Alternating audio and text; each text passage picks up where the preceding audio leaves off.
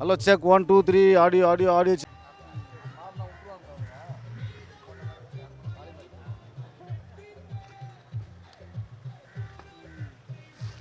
ஆர்ப்பாட்டத்தின்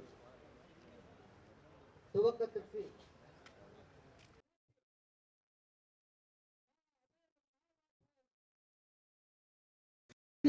நீர்வளத்துறை தகுதியாக இருக்கும் போது 500க்கும் மேற்பட்ட மானம் செய்வதை ரத்து செய் 2017 முதல் நிரப்பட வேண்டும். பொதுப்பணித்துறையை நீர்வளத்துறையை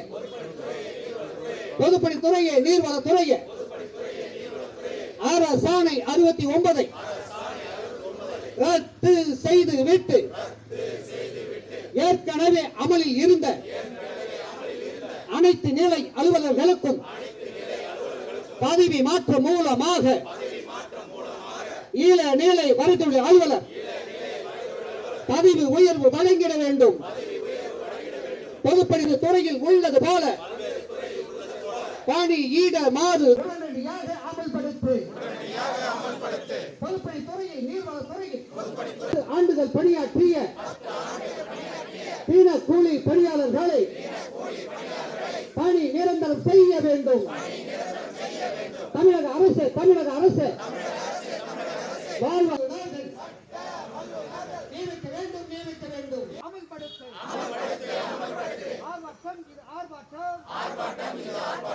மாபெரும் ஆர்ப்பாட்டம்.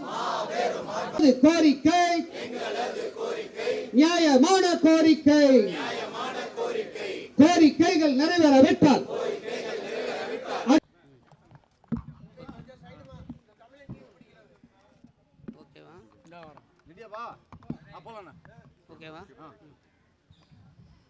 தமிழ்நாடு அரசு பொதுப்பணித்துறை கணக்கு மற்றும் ஆட்சி பணியாளர் சங்கத்தினுடைய மாநில செயலாளர் ராம வெங்கடாஜலபதி.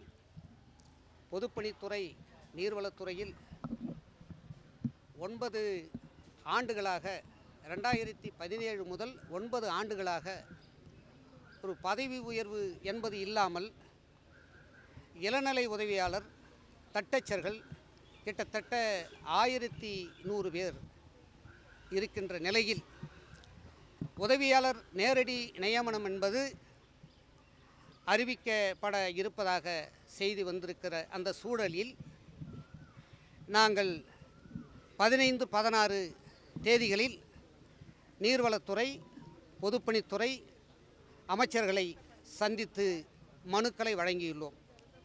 அவர்களும் பரிசீலனை செய்வதாக தெரிவித்துள்ளார்கள். ஆனால் திருச்சியில் 4/7/2026 அன்று மாநில செயற்குழுவில் எடுக்கப்பட்ட முடிவின்படி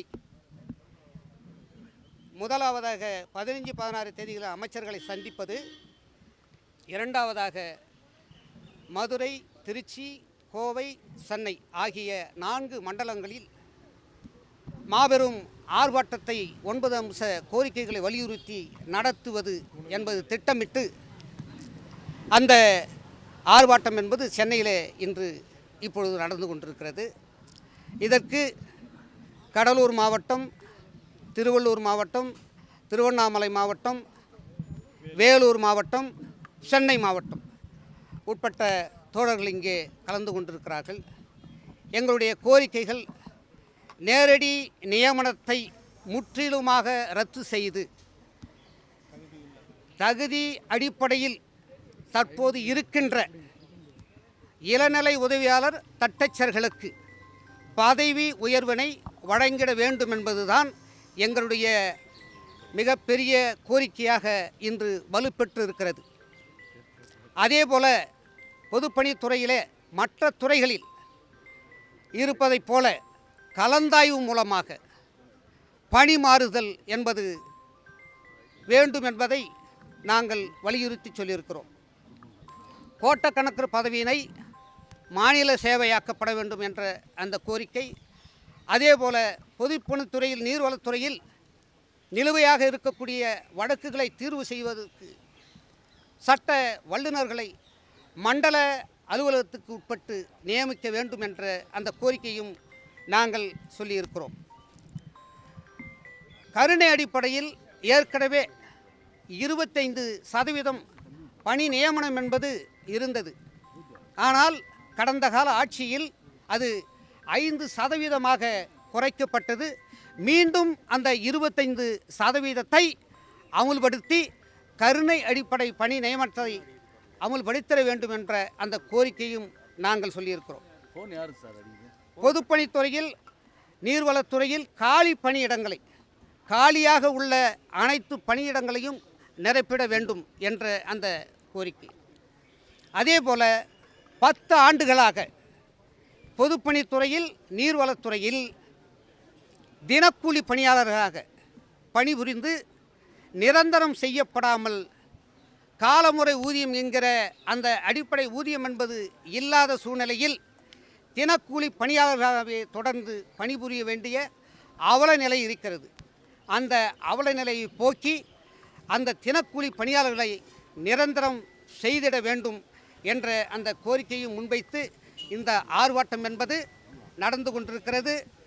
இந்த ஆர்ப்பாட்டத்தில் வாயிலாக எங்களது கோரிக்கைகளை முன்னிறுத்தி இந்த ஆர்ப்பாட்டம் நடைபெற்று கொண்டிருக்கிற இந்த சூழ்நிலையில் எங்களுடைய கோரிக்கைகள் நிறைவேற்றப்படவில்லை என்று சொன்னால் தொடர்ந்து 4-5 வருகின்ற 4-5 தேதிகளில் அலுவலகத்திலேயே கோரிக்கை அட்டை அணிந்து எங்களுடைய ஆர்ப்பாட்ட அந்த உணர்வை அங்கே வெளிப்படுத்துவதும் தொடர்ந்து அதற்கும் இந்த அரசு செவிசாய்க்கவில்லை என்று சொன்னால் உண்ணாவிரத போராட்டத்தை நாங்கள் முதன்மை தலைமை பொறியாளர் அலுவலகம் முன்பாக நடத்துவது என்ற அந்த திட்டத்தையும் மாநில செயற்குழு முடிவெடுத்திருக்கிறோம். ஆகவே தொடர்ந்து கோரிக்கைகள் நிறைவேற வேண்டும். அந்த கோரிக்கையை நிறைவேற்றாவிட்டால் நாங்கள் இந்த போராட்டத்தை தீவிரப்படுத்துவதற்கான அந்த சூழல் உருவாகி கொண்டிருக்கிறது.